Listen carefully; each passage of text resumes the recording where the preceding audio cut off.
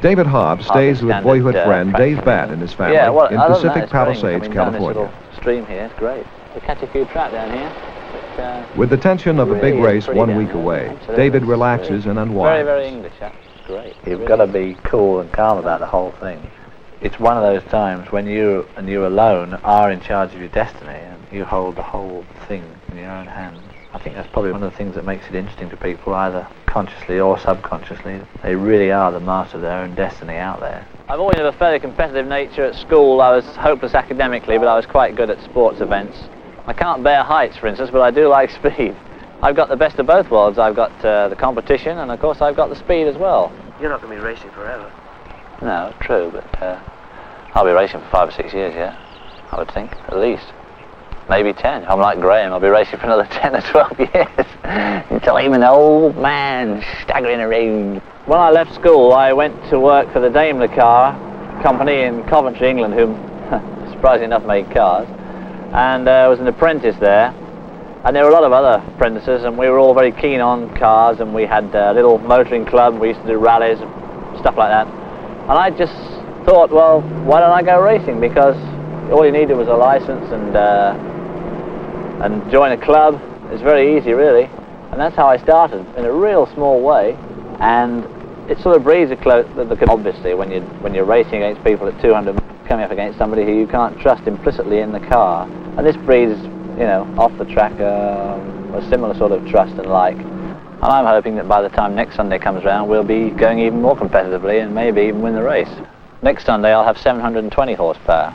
Now, the 720 horsepower doesn't worry me a bit, but I must say that I wouldn't swap for a jockey for the 1 horsepower at any cost. You can say to yourself, well, if I stick around here and run about 4th or 5th and a couple of hot dogs drop out, I might well win this race. But that's not the way I personally like to go into a race. Whereabouts is that going to go on the car now? About what sort of... Hey? With the addition of this wing on his Delta Titanium car, David Hobbs hopes to successfully compete with the favored McLaren team in the upcoming Times Grand Prix at Riverside, California. Like a bugger, isn't it? We hope. Yeah, it's the first time since Le Mans 1971 that I've been able to get any time off at all before a race. In his home away from home, Hobbs discusses the placement of a new type of seatbelt with Dave Batt. These belts over here are really the best ones you can get at home in England. And the ones they've got here are very good, but they are a bit central, the way the buckle fits, you know, the ones that the leg straps are a bit centralised to my liking. And we're going to see what we can do today.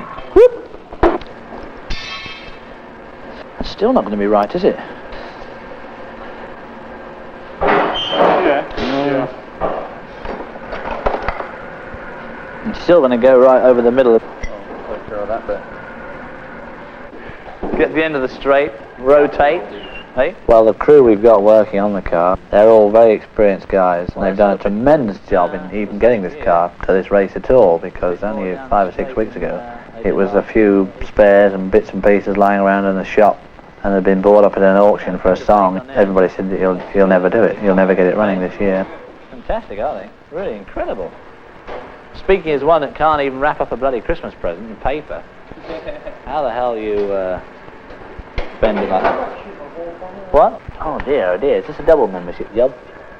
In there? For David Hobbs, the race for the Grand Prix has begun. He and his mechanics work against the clock to get their untested car ready for the Sunday race that is but 1 week away. There are still many unanswered questions. Are we going to lose or gain weight on this?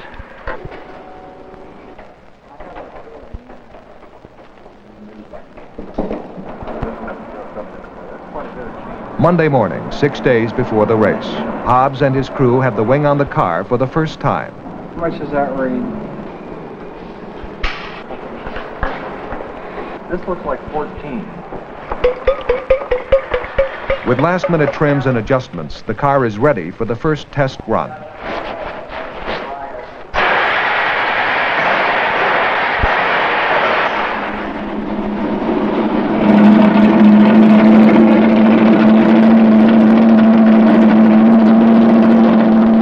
We have a wing on the back, so that gives us a lot of downforce.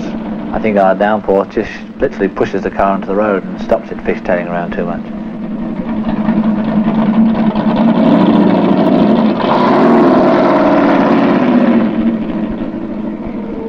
To race successfully, you've got to get to the corner absolutely as fast as you physically can. This is a very exhilarating feeling. To take a corner on the limit, you use up every inch of the road, you slide the car to within literally inches of the edge of the road, or of course just slightly over the edge of the road. It's a tremendous personal challenge to try and get the car to go through a corner as quick as I feel that car can go through.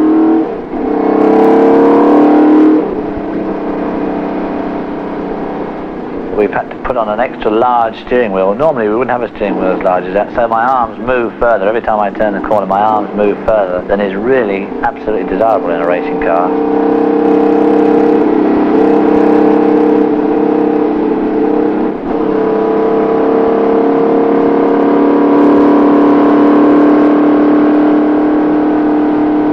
But if you really want to become a racing star, you've just got to accept the fact that it's going to be long and it's going to be difficult and it's going to be very, very frustrating, and it's going to get worse before it gets better.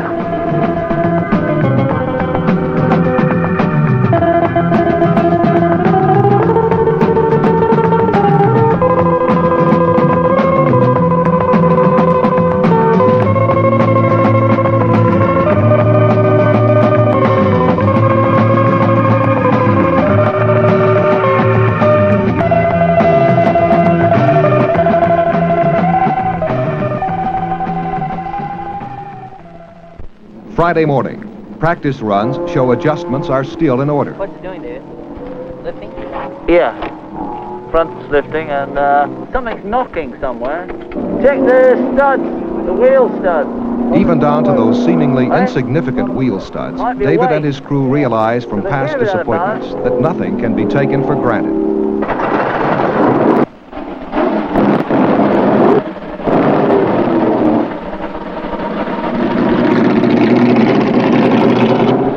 The only thing about racing is that you really go out there to win. And then if I drop out while I'm in the lead, I prefer that to struggling around in about 10th place and gradually easing up through the field as other people drop out and then sort of end up 4th, and everybody says, oh, well, you finished 4th, but you know, that doesn't really mean anything to me at all. A Formula 5 champion, his racing skill is unquestioned, but that skill is meaningless without a car that will deliver optimum speed. That only can be accomplished by tuning the car to the 3 straights and 9 turns of Riverside. Velocity is about 667. Well, we could come down a bit more on the wing. Can we come down any more? Oh yeah, no problem, right? Those are about the same height as the old ones, are they? Well, they cover more. Yeah, they cover A bit shorter, but cover more distance. How much lower are they than the old ones? Well, the old ones were short, but they were a little bit, they were taller. You ready?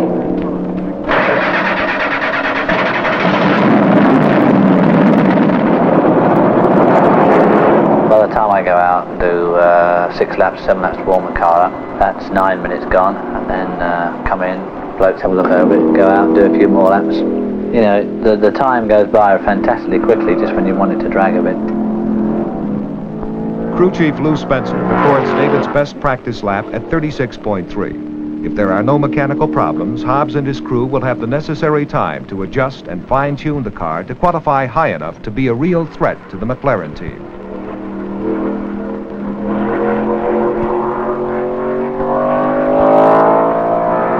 Suddenly and unexpectedly, Hobbs returns to the pits.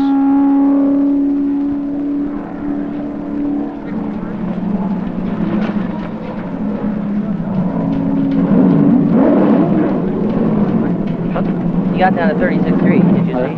What? 36.3. Didn't see it. 40, 37, 36.3, yeah. Any comments? Trouble is the only comment David Hobbs can think of at the moment. So, it's back to the garage. Do you know, it didn't feel too bad. Amazing, isn't it? Really, I just gave it a big tweak and I thought, oh, there's something wrong with it. That's not right. But I wouldn't have said it was something A far more dangerous problem has occurred. The main support for the rear suspension is broken. This type of mechanical failure is one of the unexpected causes of serious and fatal accidents. We're trying so many new things at once, you know, to do a comparison test with these and the others is hopeless.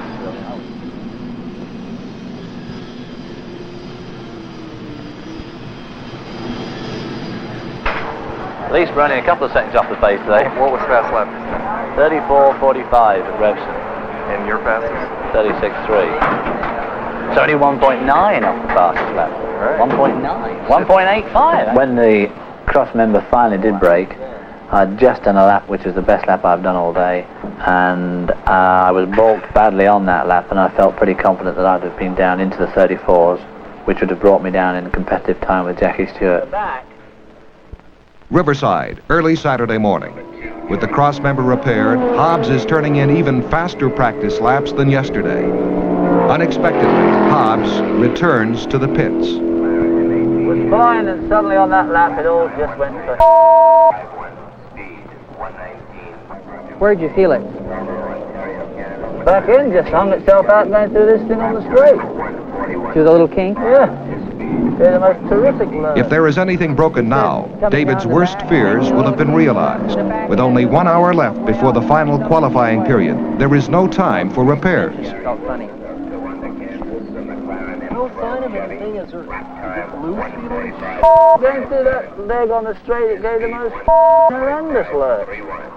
Thing just went, blah. Never done that before, ever. Lucky enough for me, mate, down there.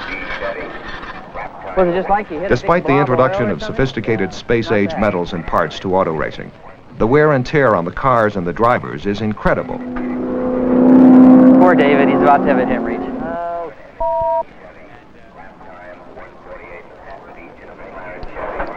What's the time, though? Got 40 minutes yet. How are you getting, David? Vibration or what? No, it's just the car just gave a lurch. Isn't exactly fully full of confidence, is it? No. Rev counter's broken now, too. The thing wants scanning, that's what it wants. We'll never get it ready for this afternoon. Because David cannot qualify this afternoon, he might be out of the race.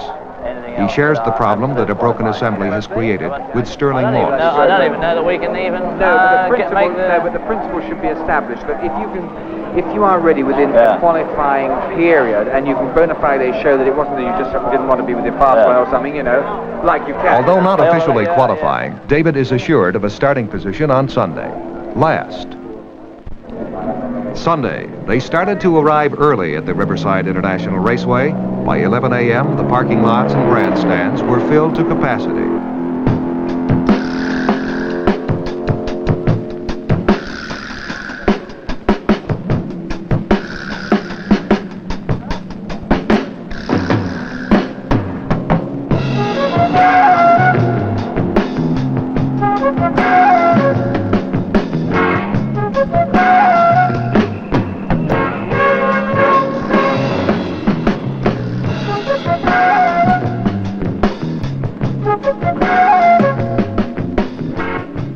The pace lap brought the 27 drivers and cars into position for the green flag.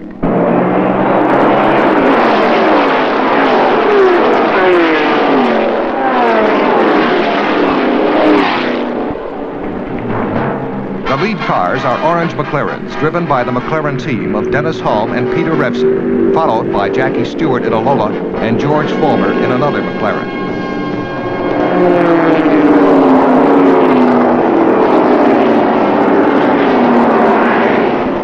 At the end of the first lap, David Hobbs has passed 13 cars and incredibly moves into 14th place after starting from last position.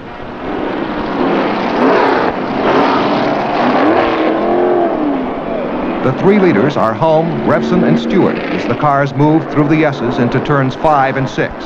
Riverside is quite a challenging course. You've got a very, very long straight, which obviously presents no challenge. From then on, there's a series of sweeping S-bends, which you can take at varying speeds depending on bravery and one thing and another, and the way the car is set up, of course.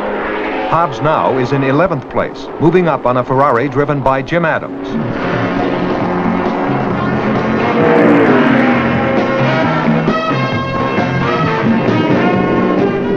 At turn 7, it's still Hulme in car 5, Revson in car 7, Stewart in the L&M, and Posey in car 8. The appearance of slowness through the turns is deceptive. 50 to 60 miles an hour on the severest turns is the minimum speed. Hobbs moves to 10th by passing Adams and is gaining on John Courts of Toronto, who is driving the World Lola Chevrolet.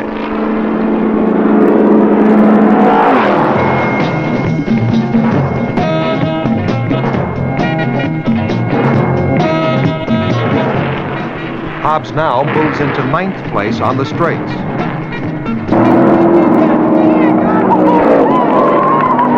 Holm and Refson still are setting the pace. As for Hobbs, he has amazingly moved up to 10th place.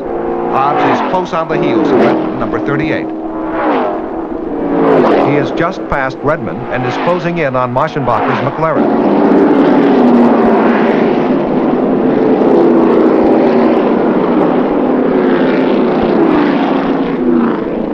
Hobbs now goes ahead of Lothar and is only 12 seconds out of 7th. His amazing dash from last has now put him in a position to threaten Holm, Refson, and Stewart, who as expected are still holding their positions. All eyes are now on Hobbs in car number 49.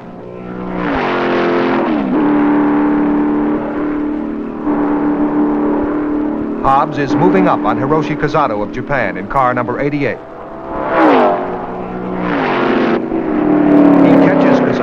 Passes him and number 24, Dave Jordan, to move into 5th place behind number 8, Sam Posey. Hobbs is pressing hard on the turns, cutting turn 6 so tight he touches the tire markers. Taking turns that tight can be risky. On the 17th lap, Hobbs runs into trouble. He damages the left front fender on the tire bumpers of turn 5. The car no longer is aerodynamic, virtually lifting off the ground at high speeds and creating a needlessly dangerous situation. Disgustedly, Hobbs pulls into the pits. Braking through turn 5, I got on some oil and it made the car give a bit of a lurch, and the front end went over the edge of the track, and the edge of the track at turn 5 is marked with half tires. Tires are cut in half and buried in the sand at the edge of the road, and the front end of the car caught those and it just tore the bodywork off. If we'd had another nose, obviously we would have just pulled into the pits, put the nose on and carried on. If that had been a team McLaren, they would have probably accomplished the whole thing in a matter of about 2 minutes at the very outside. With the fender broken like it was, the big problem was that the car just wouldn't handle. If I'd gone absolutely flat out down the straight, the front wheels would have probably come off the floor. Don't do much about it, David. With no downforce on the front and the fender missing, the air is flowing underneath. Lou Spencer advises David against continuing the race. A week-long series of mechanical failures and problems behind him, David's frustration reaches its peak as he leaves the T22 for the final time. Would you have stopped him anyhow? No, not unless it got worse. Yeah, well, But it covers. it's just picking the front up. The air is flowing underneath. The painful evaluation of the day's events begin. What happened? Hit those tires. What happened? What do you think happened to it? Are you blind?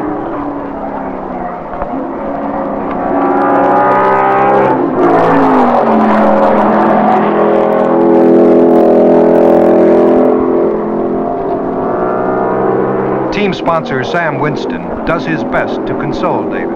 Sure did well, though. Up till then. Sure did, David. Oh dear, so disappointing. Yeah. All that effort and work. Fine. God knows what else. What turn was it?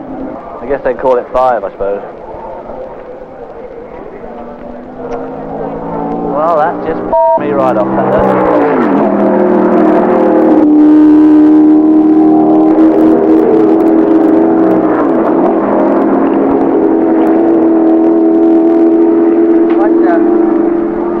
Out of line, or the car hop, or All the way up there.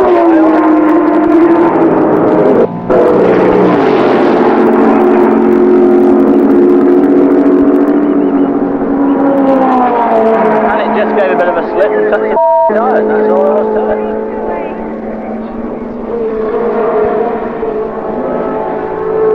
it's only going good up till then. Just about ready to. Where was Posey? What position was he? Just ahead of you. I know, what is he though? He was 4th.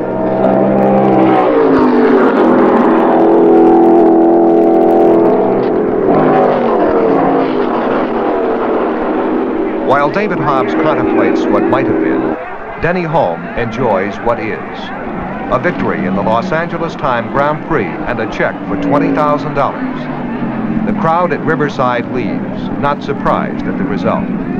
As for David Hobbs, that result is not disheartening. Every driver really feels confident that he's obviously either the best or one of the best in the world, and this is the same as all competitive sports. If you're a track athlete or a tennis player, you must obviously consider yourself to be one of the top players in the world if you're going to take the thing up as a profession. And I think that I'm probably one of the best drivers. I often feel sometimes if I could just get the right car and the right set of circumstances, I'd do extremely well. On the other hand, of course, I could be wrong.